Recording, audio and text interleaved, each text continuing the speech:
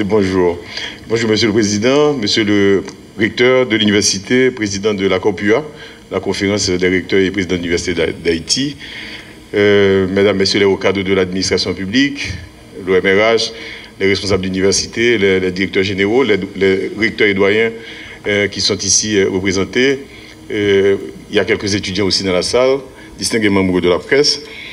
Je ne vais pas vous faire un long discours, je vais présenter ce programme, les raisons pour lesquelles on l'a mis en place et comment il va se déployer. Alors, nos programmes-là, c'est un programme d'initiation de jeunes à l'emploi, comme nous sous tableau, sous diapo. Et programme ça, pour qui ça le mettait en place. En fait, M. Jura, dans mise en contexte que ça fait là, expliquer pour qui ça, et programme ça important. Et nous connaissons que l'économie en Haïti n'est pas forcément gagné le rôle le plus important dans les grandes décisions politiques. Nous connaissons que le pays a consacré le primat du politique sur l'économique. C'est un coup de séparé de deux bagages. Et ça vient fait que même pays que nous connaissons il y a 50 ans, il y a 100 ans, qui était un pays qui était pas forcément plus riche, mais c'est un pays qui était plus ou moins organisé et qui était respecté. Et nous connaissons il y a, disons, 60 ans, Haïti était de quelques pays qui, là on a parlé de 20-30 pays sur la terre, Haïti était un pays plus ou moins respecté, économie n'a pas de brillante, mais elle n'a pas de plus mal. Et nous connaissons des pays comme la Corée du Sud qui fait, je dis, partie des 15 pays les plus riches du monde. Haïti était mieux classé passé. Et ça valable pour la République dominicaine. Ça valable pour un pile pays que nous entendons parler de sur la terre. Mais sauf que le pays a passé tout le temps dans fait politique et c'est attaque personnelle, une contre l'autre, plutôt que de réfléchir sur le cadre de vie général du pays. Côté, nous mettons politique au service de pays. Mettez politique au service de pays, ça veut dire c'est politique économique, c'est industriel, technologique, scientifique. Donc toute politique qui vous fait dans le pays qui peut permettre que le pays a développé. Je dis à nous connaître que chaque année, il y a 200 000 jeunes qui arrivent sur le marché du travail, là, qui cherchent un travail. Et régler question, il n'y a pas un bagage qui est réglé de manière isolée par un secteur. Le rôle de locomotive dans la prise de décision, c'est l'État. Mais nous connaissons que l'État lui-même, c'est catalyser le système. L'État, pourquoi il ne peut pas créer un emploi? Pour créer un emploi, nous avons besoin d'un secteur privé et un secteur privé dynamique qui a cherché un secteur de production qui a plus gros potentiel pour accompagner. Maintenant, organiser imbrication ou activité avec l'autre pour permettre que tout le monde dans la chaîne, que ce soit un monde qui est un docteur, un PhD, que ce soit un technicien expert, que ce soit un cadre de premier niveau, il y a tout cas de travail au niveau de chaîne. Le pays a beaucoup attelé à ça et nous connaissons que pendant toute période récente, ça 30 dernières années en tout cas, la situation du pays a fait que une source de revenus plus importante, c'est la diaspora et comme ça, le vini, il vient acheter des biens que nous importons dans les pays étrangers. Donc, comme la parité dans le pays, il repartit dans les pays étrangers. Nous n'avons pas réussi à organiser pour faire production pour nous manger. Nous n'avons pas réussi à organiser production pour nous faire rad pour nous mettre sous nous. Nous n'avons pas réussi à organiser production pour nous faire automobile pour nous circuler. Nous n'avons pas réussi à organiser production dans aucun secteur. Et pourtant, que nous-mêmes, nous avons dépensé comme là-dedans, nous avons subventionné l'autre pays qui est même beaucoup plus nanti que nous. Alors, le programme, ça lui-même, objectif, c'est faire en pile bagaille à la fois. Alors, on apprend trois premiers. Une là-dedans, c'est permettre que le jeune lui-même, l'ICAP allier formation théorique dans l'école avec réalité du monde du travail, qui permettent que lui-même préciser un peu mieux le concept que l'apprend l'école. Deuxième objectif programme là, c'est commencer à permettre que le jeune bien choisi comment la spécialiser, étant donné ça le croit que le gain comme gros potentiel. Et troisième objectif là, c'est vraiment peut-être susciter des vocations. Il y a des jeunes qui ont voulu jouer un CV pour la chercher un travail, mais il y a des jeunes qui ont des compétences et des capacités pour créer propre entreprise.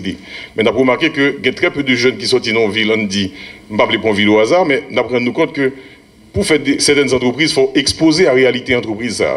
Et nous connaissons dans tout pays sur la terre, si moun l'école yo gagne des sorties avec eux, non seulement pour y aller voir qui j'en pays à fonctionner, qui j'en grand moun à travail, mais également, elle fait partie de formation eux-mêmes. En Haïti, le monde de l'enseignement est déconnecté du monde de la production de richesse et déconnecté du monde de la prise de la décision politique. Et c'est fort ça que le programme ça, lui-même, il besoin fait pour connecter le pays, permettre que toutes jeunes, ça gagne 7 jeunes sous 10, Donc son pays, 7 monde sur 10, qui a moins de 30 ans dans le pays. Ça veut dire son pays qui normalement a dû vibrer, a étonner le monde et puis le pays a bloqué parce que justement nous pas réussi à faire mayonnaise d'après. Donc ça c'est objectif programme là.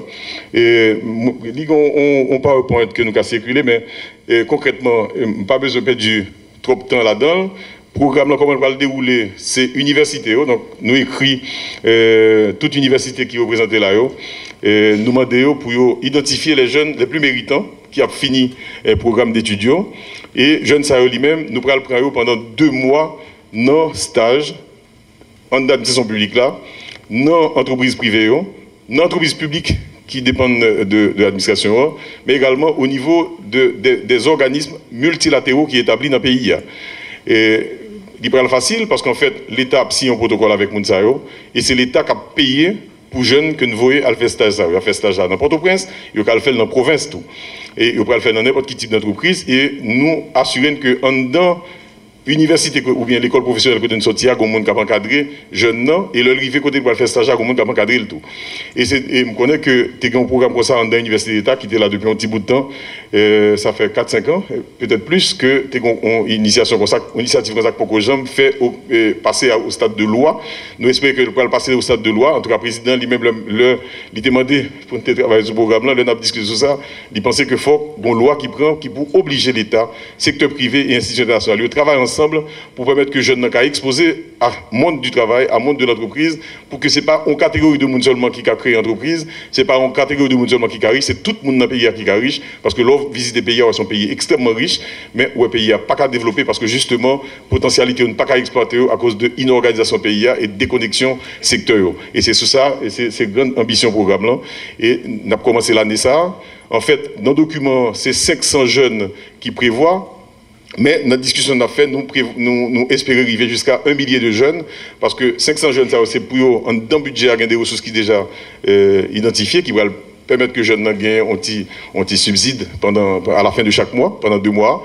Et les jeunes lui-même, ils vont bénéficier d'une couverture d'assurance pour si un problème qui passe pendant que le travail là, avec OFATMA, pour gagner une couverture d'assurance pendant 2 mois, ça pour si un problème, pour les prendre en charge. Donc voilà, et ça programme là. Et moi, j'étais donc bien content, bien nous là matin, avec moi matin. Et moi, je pense que le mot, peut-être que le recteur a envie de dire un petit mot avant que nous, président, t'as intervenu, bien que le président est très pressé. Peut-être que le recteur voulait dire un petit mot tout court sur question, parce que nous connaissons ça pour le VPI. Ce n'est pas l'administration publique qui a créé l'emploi, c'est nous-mêmes qui avons créé l'emploi.